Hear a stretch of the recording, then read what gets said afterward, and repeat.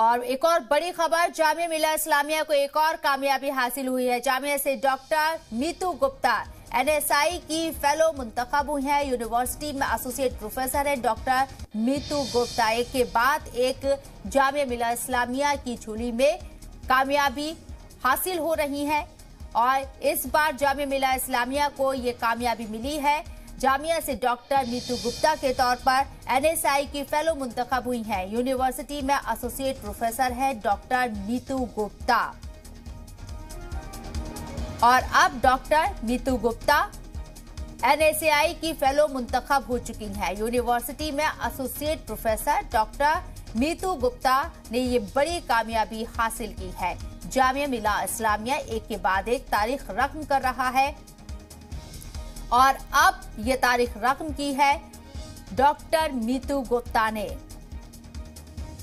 NSI की fellow मुंतखबी हुई है और इसके साथ ही आपको बता दें कि यूनिवर्सिटी में एसोसिएट प्रोफेसर हैं डॉक्टर मीतू गुप्ता।